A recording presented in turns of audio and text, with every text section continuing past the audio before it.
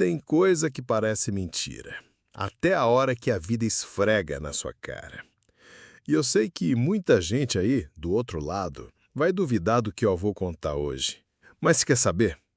Dúvida é coisa de quem nunca teve a alma sacudida por um milagre ou por uma tragédia. Era para ser um dia de festa. Champanhe estourando, flash de fotógrafo, bolo com andar demais para ser comido. A mansão dos Fontenelle brilhava mais que a cara de político em época de eleição. Os gêmeos tinham acabado de nascer. 2 meninos, loirinhos como o pai, delicados como a mãe e ricos, desde o primeiro respiro. Pedro e Tomás, idênticos por fora. Mas o tempo ia mostrar que por dentro eram mundos opostos. A mãe, Dona Lorena, era daquelas mulheres que parecem viver numa revista. Fria, elegante e sempre a 3 passos de distância dos filhos. Já o pai, Sr. Álvaro Fontenelle, era um magnata do agronegócio. Mãos calejadas de fazenda, mas um coração tão duro quanto o cofre dele. Criança precisa de tempo, dizia ele. Mas o tempo dele era só para negócios, reunião e caça em safari. Aí entra ela, Maria das Dores, a babá. Nome de sofrimento, olhar de ternura. Viera do interior para cuidar dos filhos dos outros, enquanto dela, lá longe, era criado pela avó. Foi ela quem segurou os gêmeos pela primeira vez. Foi ela quem viu quando Pedro teve a primeira febre. E foi ela quem escutou o primeiro silêncio perigoso da casa. Naquela noite, a tal que começa o nosso caos, a casa estava num silêncio esquisito. Chuva fina, relâmpagos cortando o céu e um cheiro de alguma coisa errada no ar. Maria sentiu. Ela sempre sentia. Subiu as escadas correndo, abriu a porta do quarto dos meninos e congelou. Os 2 estavam ali, pálidos, frios e sem respirar. O tempo parou e o coração dela disparou. Ela gritou, mas ninguém escutou. Correu para o corredor, descalça, com os 2 no colo, um de cada lado, fito Nossa Senhora carregando seus próprios milagres. Desceu aos berros, tentou acordar os pais. Nada. Parecia que a casa inteira tinha sido hipnotizada por alguma força invisível. Foi aí que ela fez algo que ninguém naquela mansão esperava. E não foi chamar a ambulância, nem correr para o hospital. Ela saiu correndo na chuva, com os 2 nos braços, e foi bater na porta do único lugar onde ela jurou nunca mais ver.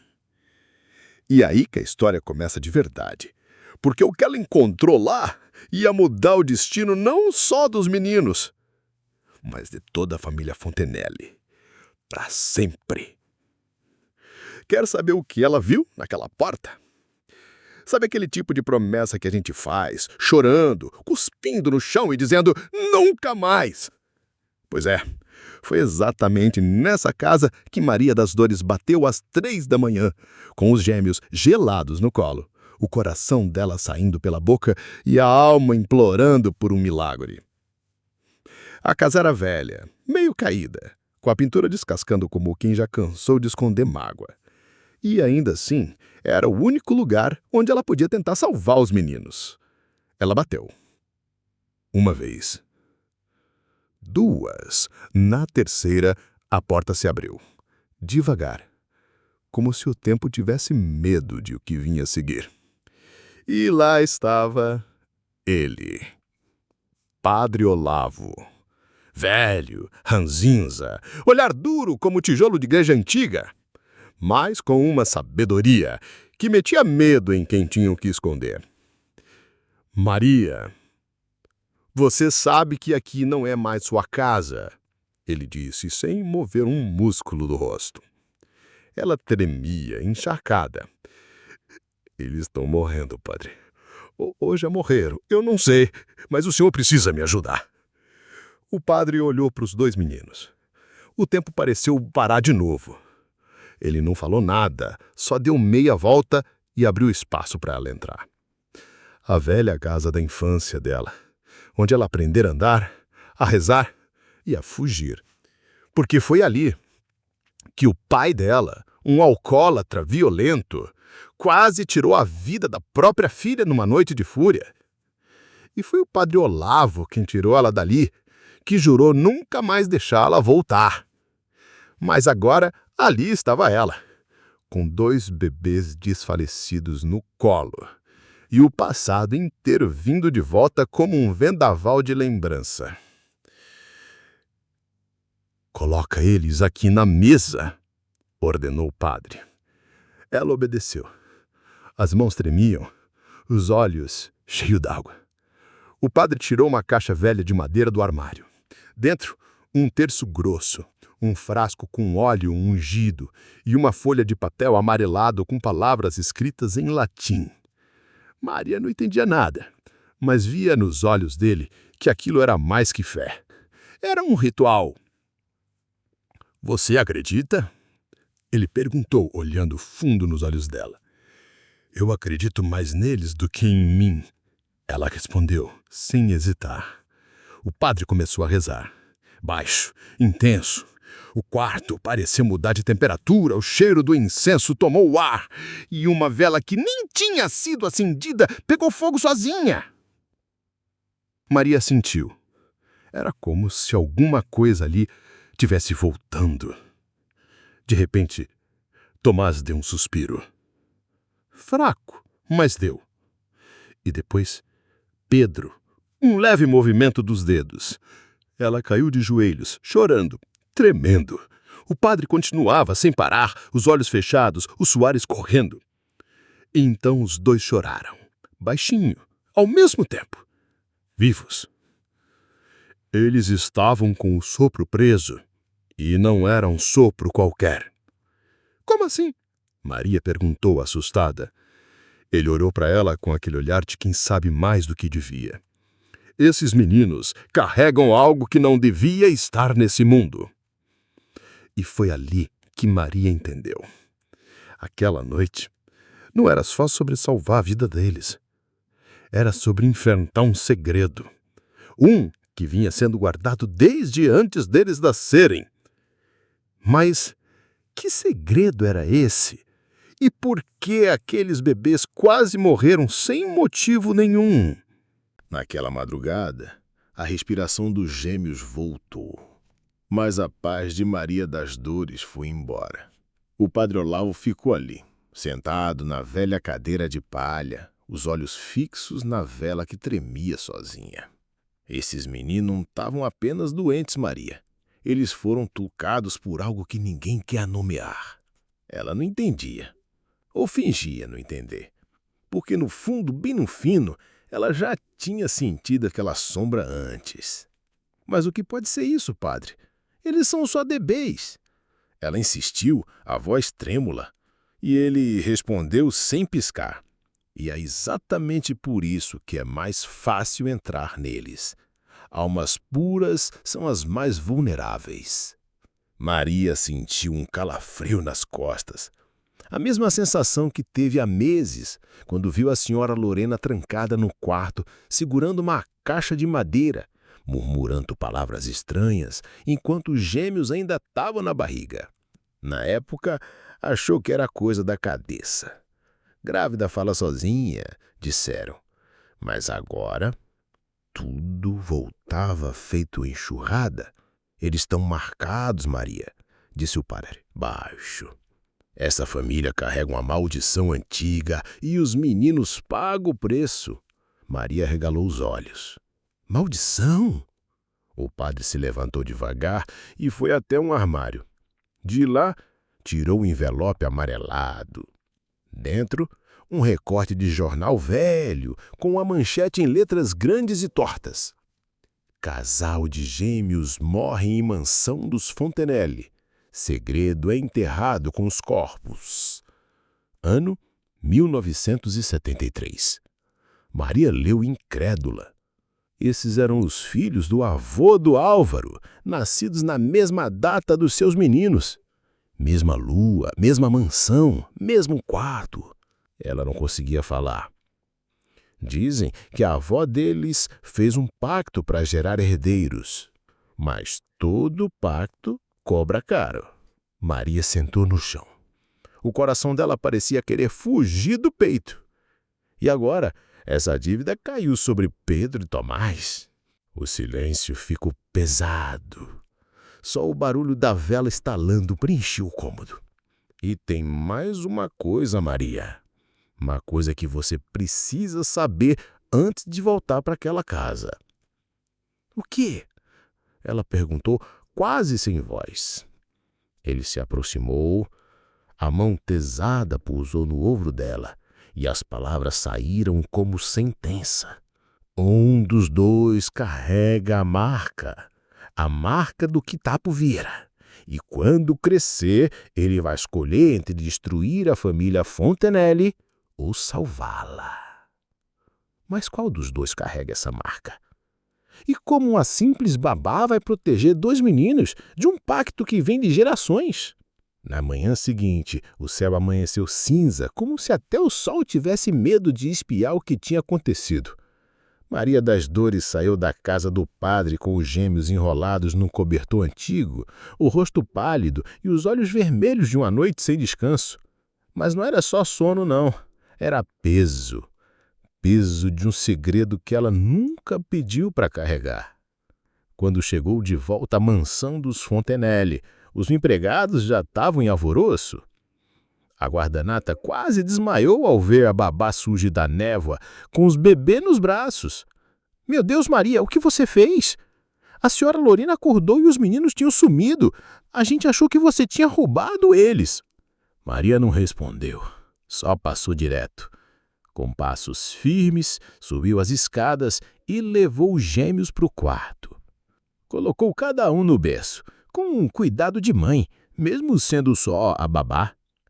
A respiração dele estava tranquila. O rosto ainda frágil, mas com um leve rubor de volta às bochechas. E foi nesse momento, quando ela ajeitava o travesseiro de Pedro, que ela reparou no pescoço dele. Um sinal, bem pequeno, quase imperceptível. Parecia uma estrela de 5 pontas. Meu Deus! Ela murmurou, levando a mão à boca. Virou-se para Tomás. Nada. Pedro era o marcado. O que o padre tinha dito era verdade. Um dos dois ia carregar o fardo de um pacto que ele mesmo não fez. Mas Maria sabia, aquilo ainda podia mudar. Foi até o banheiro, lavou o rosto, se olhou no espelho. A imagem dela refletia cansaço, medo e uma força que ela nem sabia que tinha. Então, ouviu passos, saltos, perfume forte invadindo o ar. Dona Lorena entrou no quarto com a cara mais fechada que cofre suíço. Onde você estava com os meus filhos, sua louca? Maria se virou devagar. Salvando a vida deles, senhora. Ela regalou os olhos. Você perdeu o juízo? Tá despedida. Ainda essa semana quero você fora dessa casa. Mas antes que a ordem se concretizasse, o pequeno Pedro começou a chorar. Um choro diferente, forte, quase adulto. Lorena se virou para ele e, naquele instante, palideceu.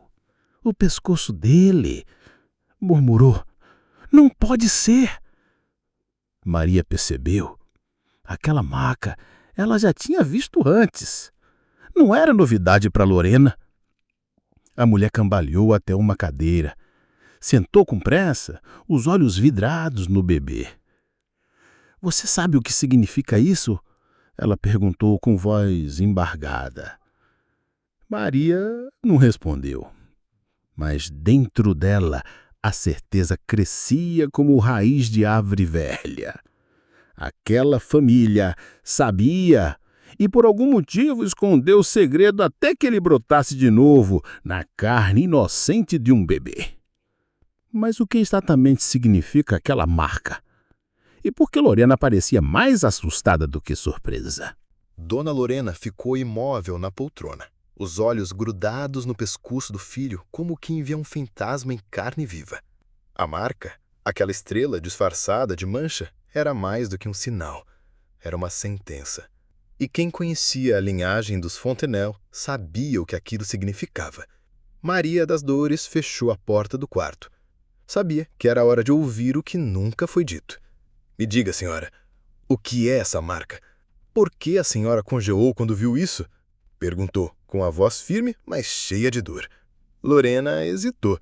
Por um segundo, o rosto dela se desfez. A máscara de frieza escorregou como maquiagem em dia de chuva. Essa marca apareceu no meu irmão quando ele tinha a idade do Pedro. Eu era só uma menina, mas lembro da minha mãe enlouquecendo. Maria prestava atenção em cada palavra. Ela trancou o menino num quarto por semanas. Chamou médicos, padres, curandeiras. Nada fazia aquela marca sumir. E o que aconteceu com ele? Perguntou Maria. Lorena respirou fundo. Olhou para o chão. A voz saiu fraca, engasgada. Ele morreu. Aos 6 anos. Numa noite em que a casa inteira acordou com gritos. Disseram que foi febre alta. Mas eu vi. Eu vi a cama dele pegar fogo sem ninguém por perto. Maria sentiu arrepio. E sua mãe?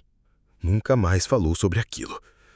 Enterrou o corpo, queimou tudo do quarto dele e jurou que a linhagem dos Fontenelle seria purificada. Mas ela parou. A mão tremia. Mas essa maldição volta. Sempre volta. De tempos em tempos, um menino nasce com a marca. E algo terrível acontece. Maria engoliu seco. E por que a senhora teve filhos sabendo disso? Eu não queria. Álvaro me pressionou. Disse que precisava de herdeiros. E eu recorri a uma mulher. Uma dessas feiticeiras de luxo. Ela me deu um ritual. Um amuleto. Era uma caixa de madeira, né? Interrompeu. Lorena olhou, assustada. Como você sabe disso? Eu vi, no seu quarto, antes dos meninos nascerem. A verdade agora estava nua, sem véu. E sem ninguém para esconder. O pacto não era para ter dado gêmeos. Era para ser um só. Um herdeiro forte. Mas algo saiu errado. E agora, um carrega a marca. O outro, o espelho. Maria sentou ao lado do berço. Olhou para os 2 meninos dormindo em paz. Eles são inocentes. Não merecem carregar essa cruz. Lorena baixou os olhos. E pela primeira vez, chorou. E você acha que eu mereci? Cresci com medo de ter filhos, de amar, de acordar com a casa em chamas. O silêncio pesou. A senhora pode não ter escolhido isso, dona Lorena, mas agora tem escolha no que vai fazer com essa verdade. Foi nesse momento que a porta se abriu de supetão. Era Álvaro Fontenelle, terno impecável, cara de quem manda no mundo. E desconfiança nos olhos. O que está acontecendo aqui? Maria se levantou devagar. Seu filho tem a marca. E a sua senhora esposa sabe o que isso significa. O homem olhou para Lorena, depois para os filhos. Não disse nada, mas a mandíbula dele travou. E a gente sabe, quando um homem poderoso fica em silêncio, é porque o medo chegou antes das palavras. Mas o que Álvaro vai fazer com essa revelação?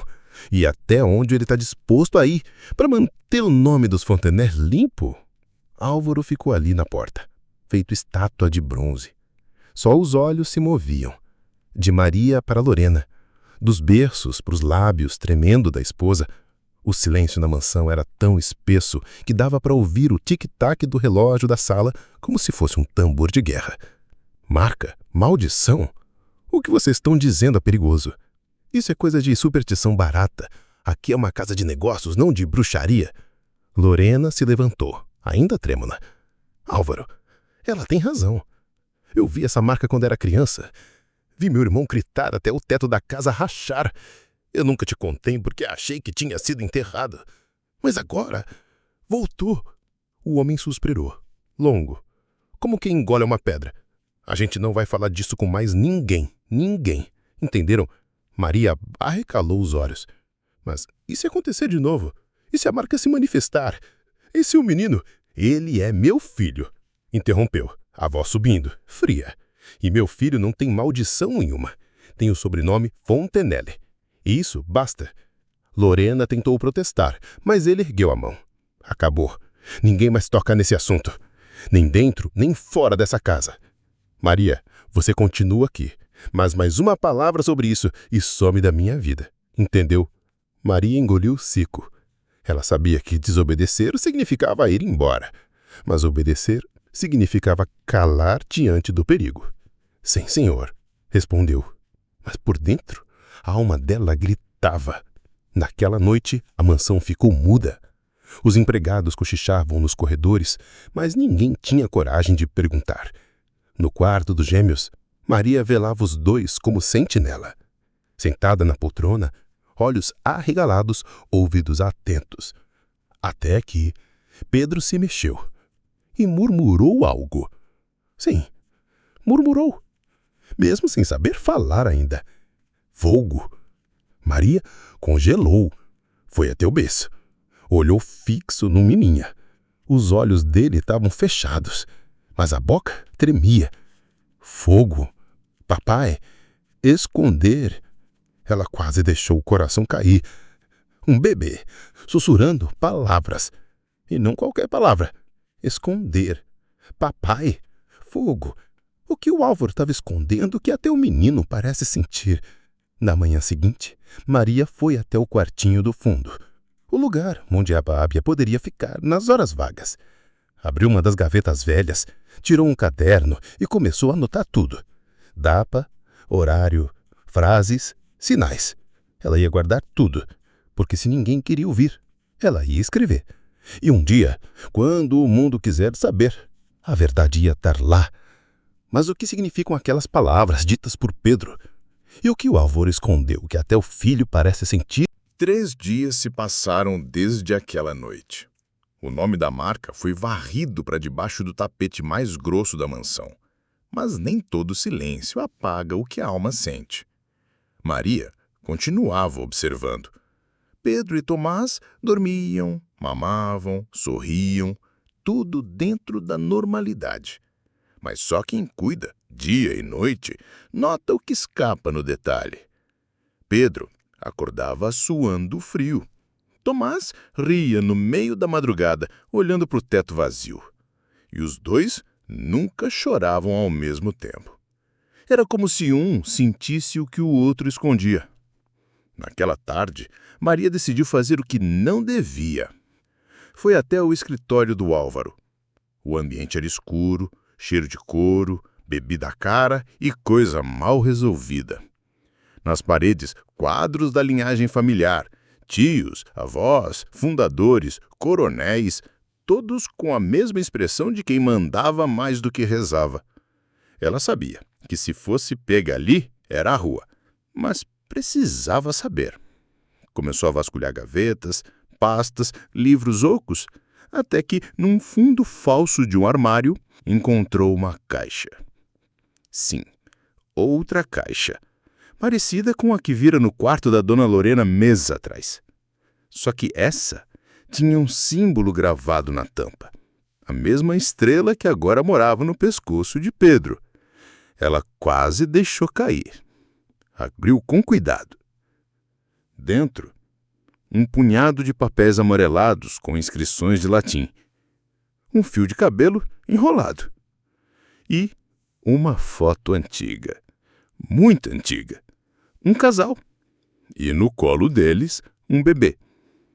Na parte de trás da foto, escrito à mão: para que o herdeiro traga força e fortuna, queimar a linhagem em sacrifício é o preço. Maria recuou, quase tropeçou. Sacrifício, linhagem. As palavras ditas pelo bebê agora faziam sentido. Fogo, papai, esconder. Álvaro sabia. Sabia que a marca existia. Sabia o que ela pedia. E mais, sabia que o preço do pacto talvez já tivesse sido pago antes, mas voltava agora com juros. Naquela noite, Maria não conseguiu dormir. Sentada no chão do quarto dos meninos, ela orava baixinho, agarrada ao terço da mãe. A vela que usava para leitura tremia mesmo sem vento. E às 3 da manhã, Pedro abriu os olhos. Não chorou, não sorriu. Apenas esticou o braço e apontou para a janela. Ali, ele disse num sussurro. Maria virou o rosto devagar. Lá fora, no jardim, tinha uma figura parada. De taro escuro. Parecia o próprio Álvaro, mas estava imóvel. Olhos fixos para o quarto. Maria piscou, a figura sumiu. Ela correu até a janela. Nada. Somente o vento balançando a copa das árvores. Mas no vidro havia um rastro. Um desenho. Feito como se fosse com o dedo de uma criança. Uma estrela. A mesma. Novamente ela. Maria caiu de joelhos. Ela entendeu. O pacto não estava adormecido. Ele estava ativo e rondando o quarto dos gêmeos, esperando a hora de cobrar o que lhe é direito. Mas será que é Pedro quem será cobrado? Ou será Tomás quem vai pagar o preço? E quem era aquela figura no jardim? Uma visão? Um aviso? Ou algo muito mais sombrio? Aquela aparição no jardim mexeu com a Maria como nada antes. Ela já tinha visto muita coisa nessa vida. Pobreza, parto difícil, criança esquecida, mas aquilo era outro tipo de medo. Era medo ancestral. Daqueles que a gente não aprende, a gente herda. Naquela tarde, Maria decidiu que não ia mais esperar. Nem ordem de patrão, nem chantagem de madame. A verdade tinha que sair. Ou pelo menos alguém precisava ouvir. E foi aí que ela fez o impensável. Foi até a delegacia. Chegou cedo, com um caderno de anotações na bolsa, os olhos vermelhos e a voz firme. Pediu para falar com o delegado mais antigo, um tal de Elias, homem ranzinhas, mas conhecido por ser justo. Eu vim aqui porque tem 2 crianças em perigo. E não é perigo comum, não. É coisa de família que guarda segredos debaixo do tapete há gerações. O delegado arregalou o olho. Tá falando dos Fontenelle? Tô. E eu trabalho lá dentro. Sou a babá. Ela entregou o caderno. As anotações, as datas, até a foto da caixa que tirou escondido no escritório de Álvaro. E o que ela ouviu em resposta foi o que mais doeu. Minha filha, isso aí é superstição, e mexer dessa família é pedir para sumir sem vestígio. Eu não posso fazer nada com isso. E quando for tarde demais, quando essas crianças forem encontradas mortas como aconteceu em 73? O homem ficou em silêncio. Mas o olhar dele denunciava. Ele sabia. Sabia que alguma coisa naquela mansão era errada. Só que o nome Fontenelle mandava mais que a lei em cidade pequena. Maria saiu dali com a alma em frangalhos. Mas foi na porta da delegacia que algo inesperado aconteceu. Uma mulher encostada num carro velho acenou para ela. Você é a babá dos gêmeos? Maria se assustou. Quem é você? A mulher estendeu a mão. Meu nome é Joana. Fui funcionária dos Fontenelle em 1992. Cuidei de um outro bebê que nasceu lá, e que também morreu com uma marca no pescoço. Maria arregalou os olhos. Ninguém nunca falou disso. Joana assinalou. Eles nunca falam, só apagam, enterram, inventam doenças, mas eu lembro do menino. E lembro do fogo. As 2 sentaram num banco da praça. Joana contou tudo. O bebê nasceu forte, saudável. Aos 3 meses, apareceu uma mancha no pescoço. Uma estrela. A família entrou em pânico. Trancaram a criança por dias. Depois anunciaram que morreu por complicações cardíacas. mas eu vi. Ele tremeria à noite. Chorava, como se estivesse vendo coisa. Até que uma noite o berço pegou fogo sozinho. E é isso, viram com tudo. Maria tremia. Eles estão repetindo o padrão. Joana segurou a mão dela.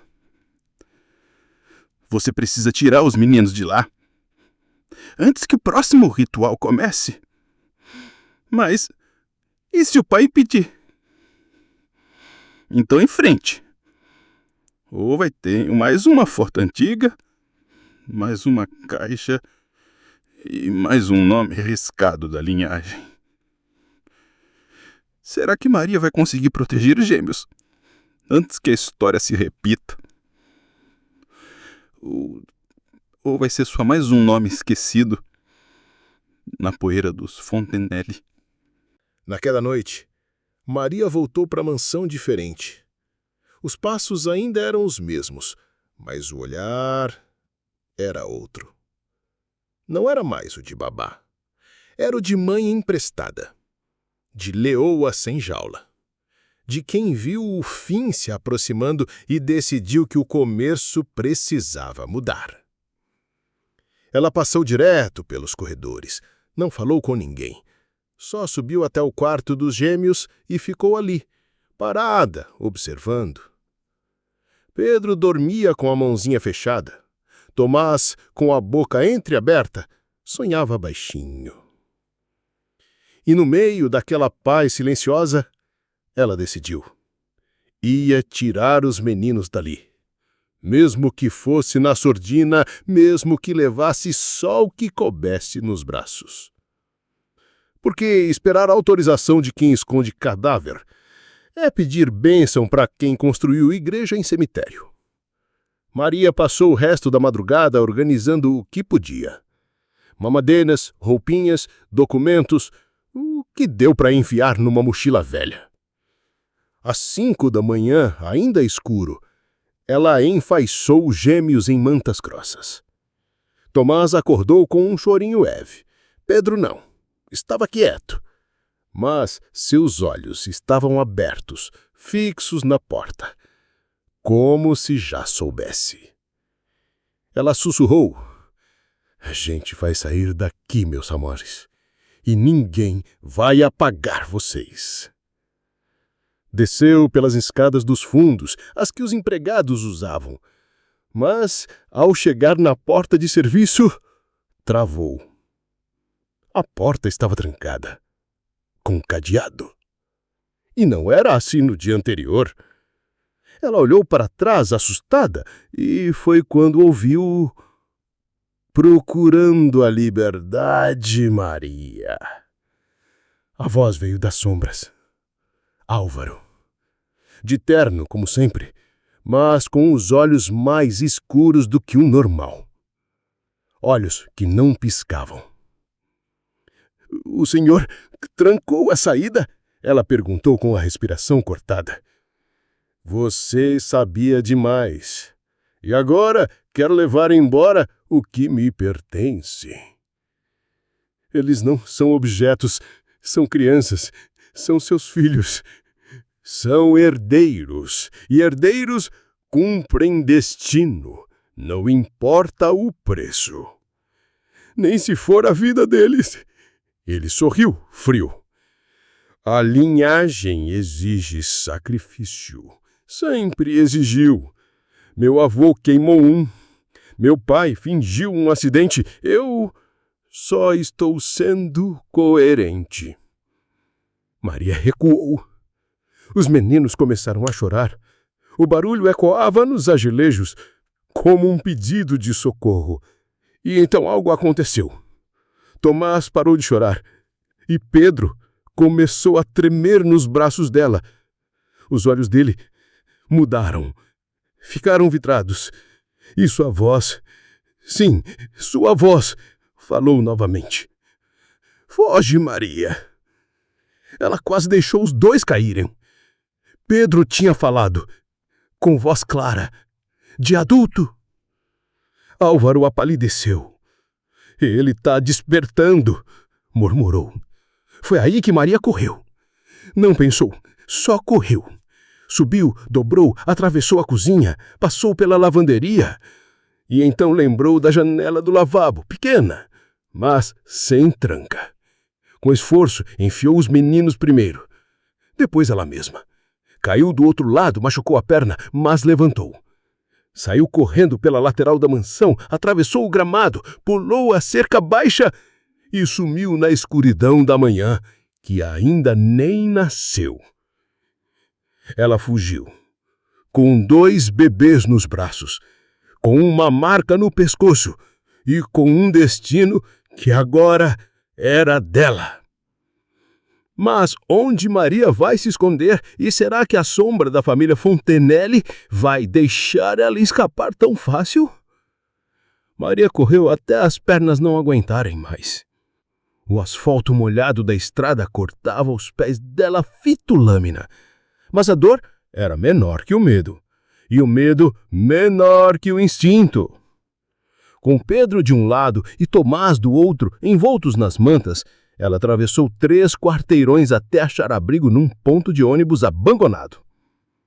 Ali se sentou, ofegante, com os olhos buscando um plano, qualquer plano.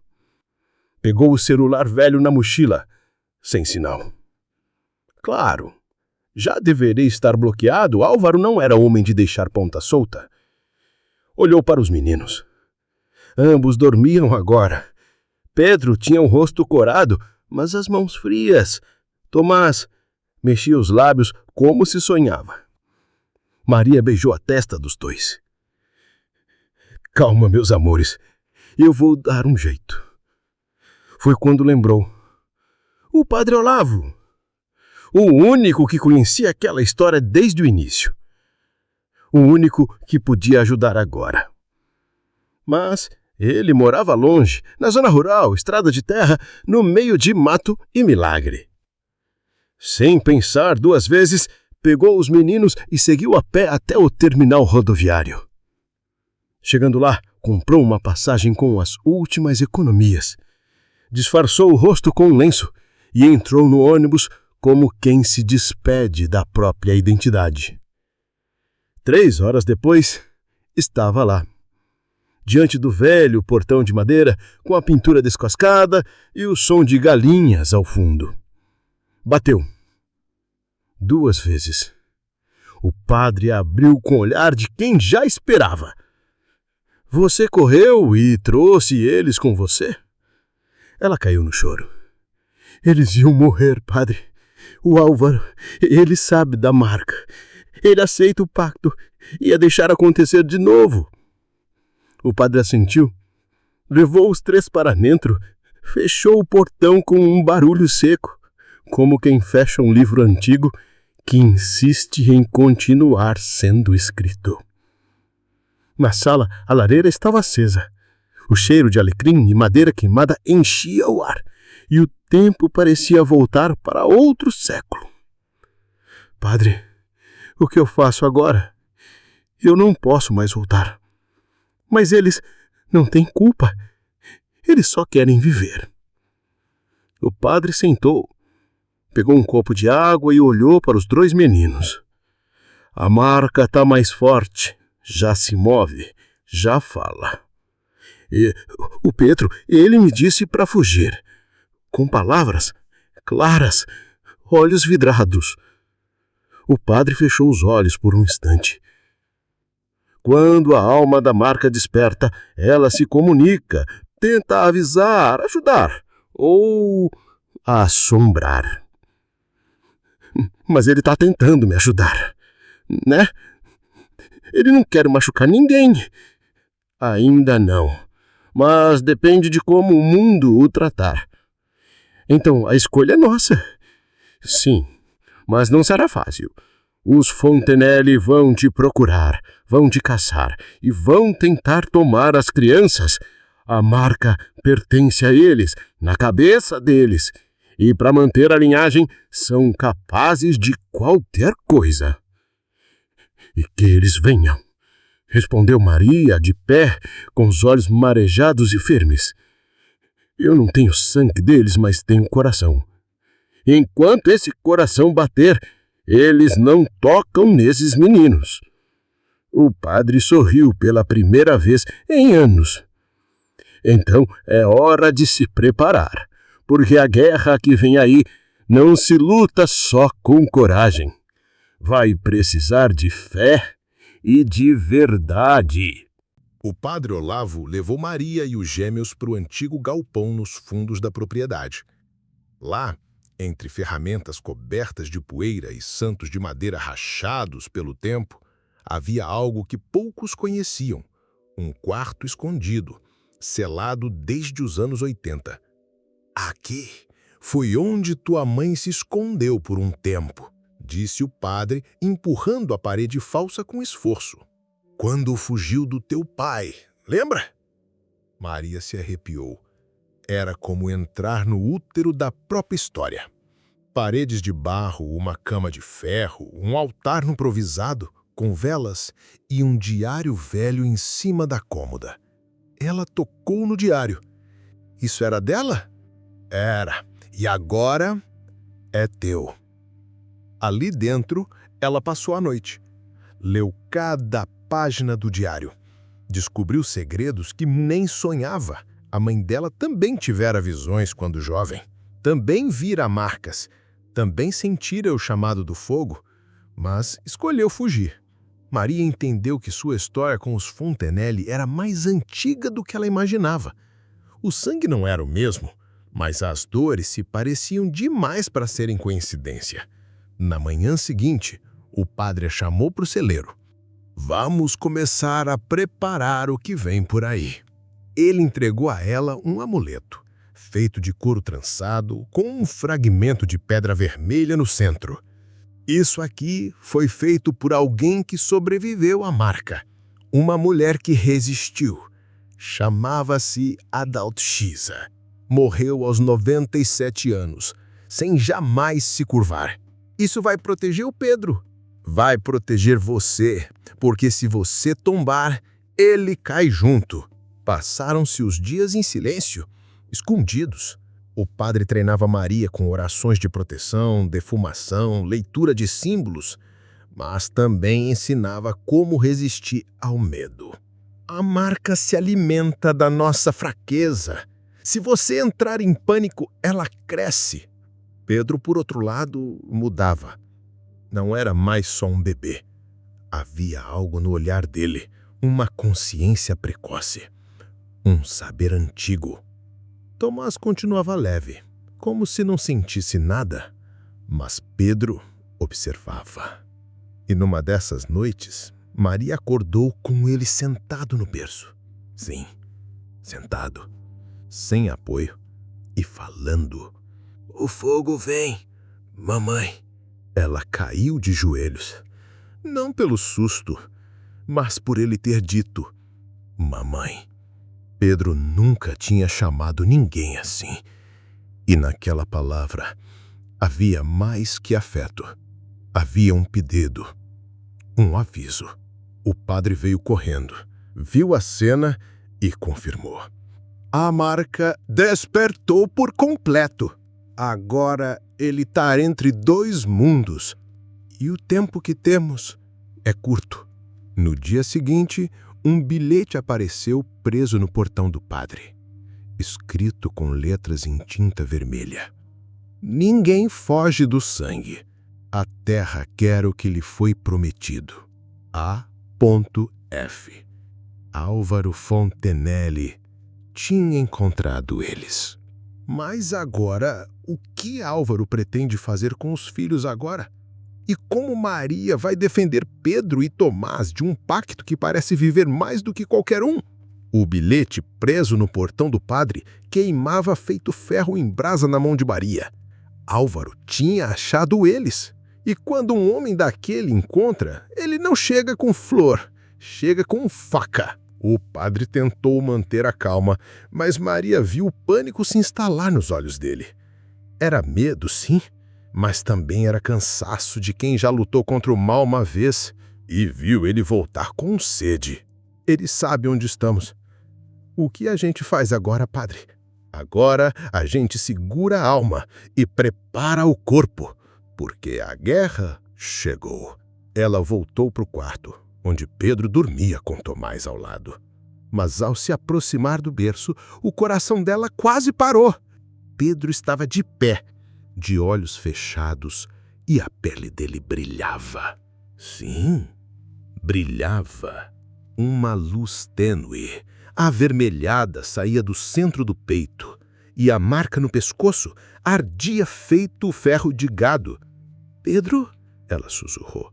Ele abriu os olhos devagar, olhos negros, sem íris, sem pupila, e a voz de novo adulta. Ele vem, e ele quer o espelho. Ela recuou. O espelho? Tomás! O menino desmaiou em seguida. Tomás acordou assustado, chorando. Maria correu, abraçou os dois.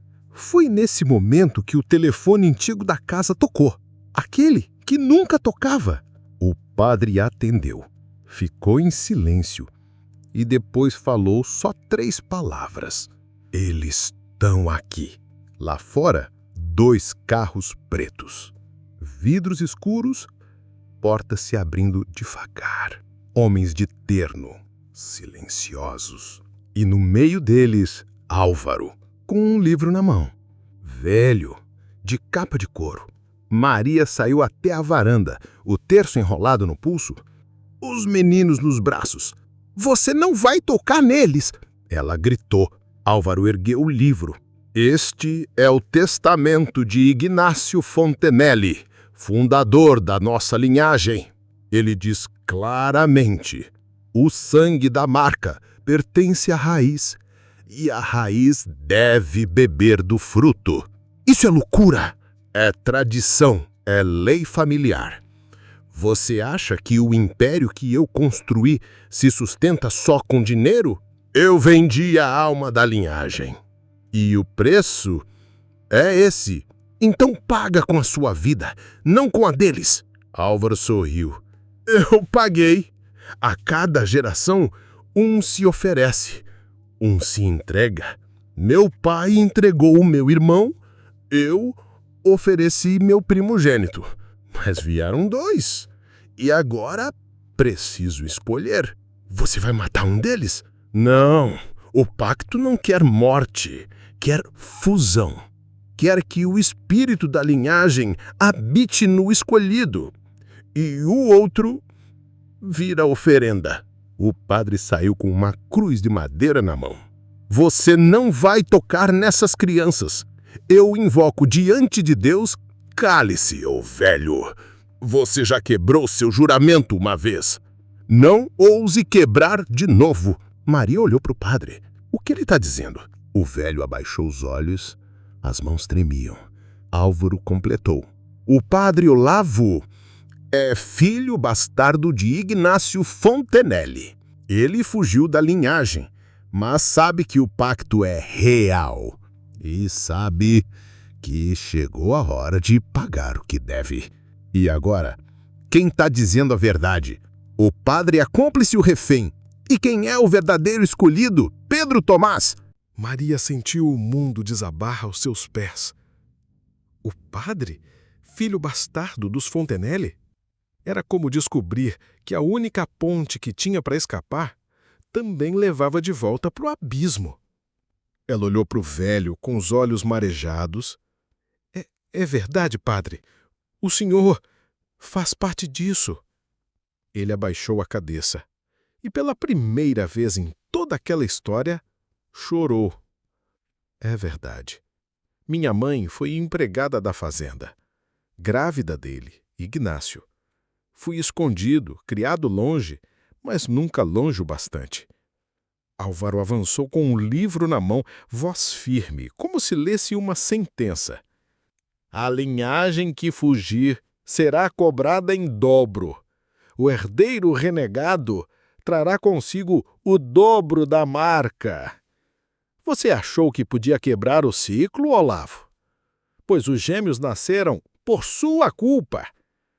Maria sentia o peso da revelação na espinha. Então Pedro e Tomás nasceram para pagar a dívida do senhor? O padre olhou nos olhos dela. Não, eles nasceram para romper o ciclo. Como?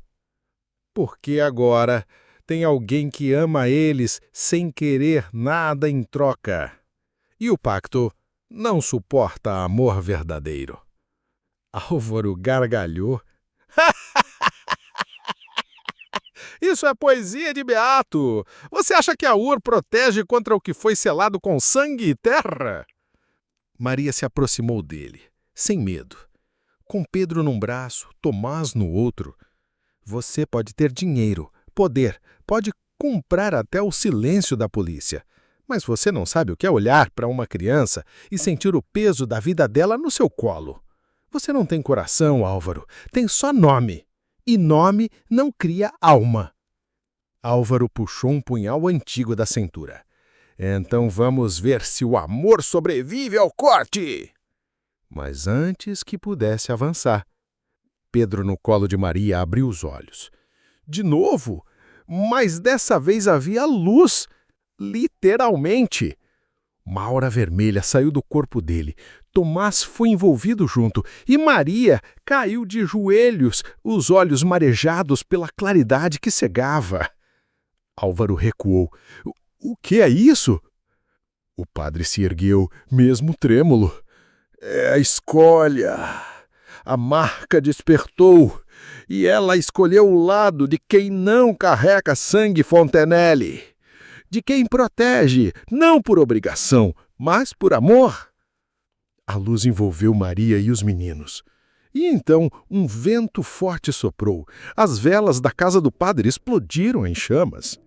O livro caiu da mão de Álvaro e começou a se desfazer sozinho. O punhal derreteu. Álvaro gritou. O pacto não pode ser quebrado! Mas já era tarde. A terra tremia.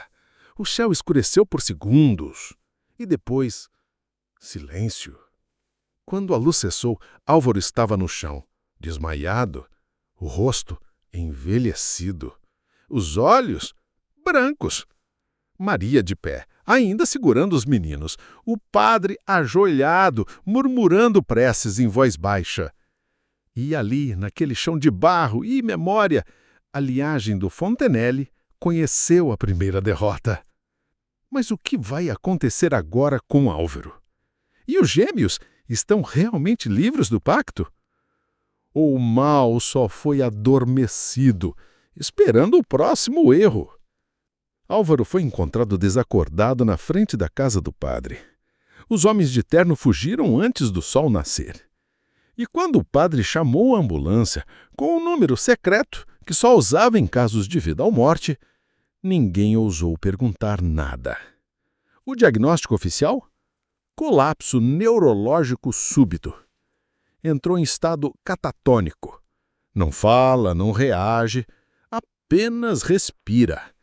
Como se a alma dele tivesse ido embora antes do corpo.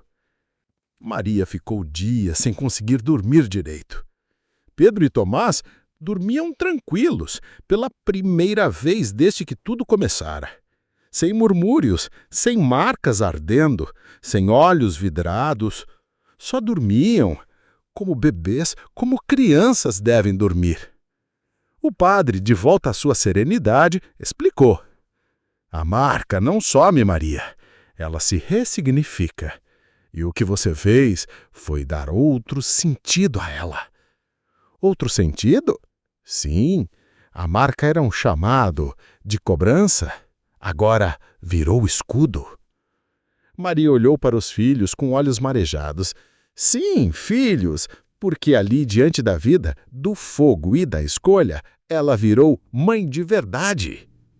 Algumas semanas depois, um oficial do cartório bateu à porta do padre. Trouxe um envelope. Dentro, um novo registro. Guarda definitiva de Pedro e Tomás Fontenelle, concedida à senhora Maria das Dores. Assinado por um juiz que devia favores antigos ao padre. E também por Lorena. Sim, Lorena. Ela sumiu da mansão logo após a queda de Álvaro. Mandou apenas uma carta, escrita à mão. Nunca fui mãe de verdade, só uma espectadora do destino.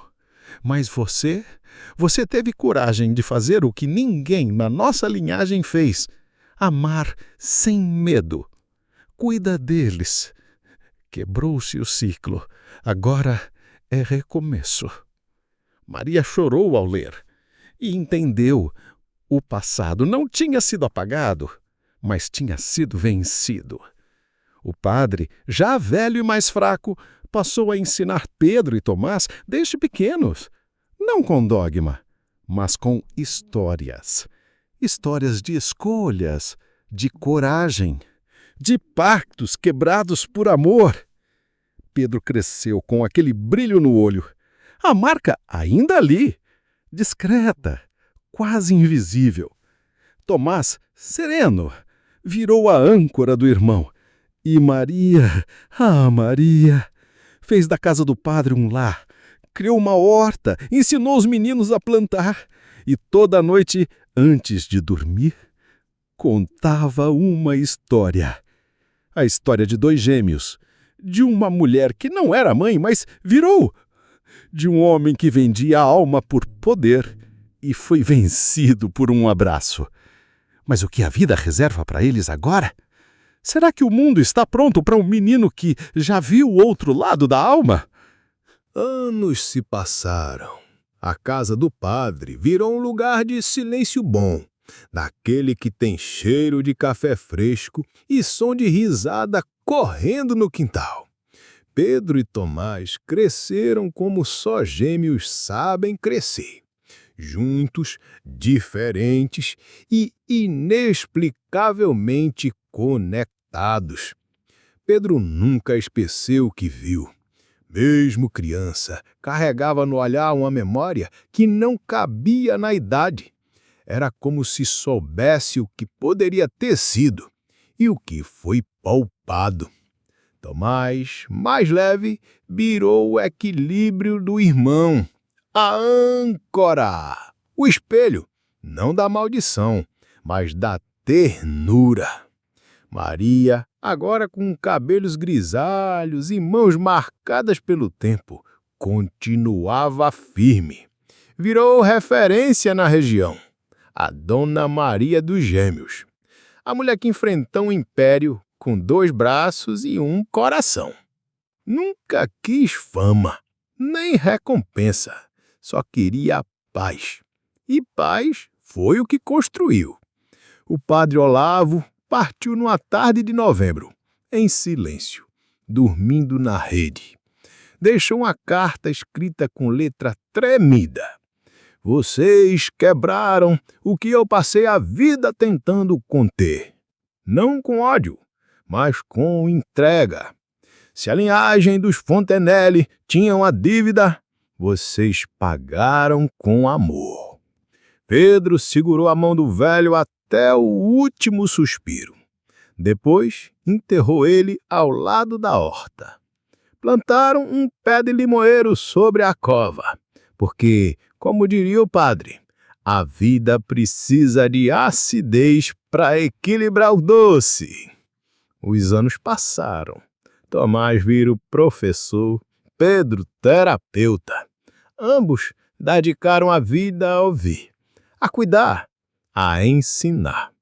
E Maria? Bem, Maria envelheceu no Arpendro, contando histórias para netos que vinham dos vizinhos, dos amigos, da escola. Crianças que ela adotava de alma, mesmo sem papel. E todas as vezes que contava esse caso, ela terminava com a mesma frase. Tem coisa que a gente nasce para vencer, mesmo quando o mundo diz que é para se curvar. E se você tiver coragem de amar, até maldição perde a força. E é aí, meu amigo, que entra a lição que fica. Nem todo herdeiro precisa repetir a história, não. Alguns nascem para reescrevê-la. E se você chegou até aqui, então me escuta. Vai lá nos comentários e me diz, você acha que a Maria errou em desafiar a família mais poderosa da cidade por 2 crianças que nem dela eram de sangue? Porque, para mim, ela foi mais mãe que muita mãe, mais forte que muito coronel e mais rica que muito milionário.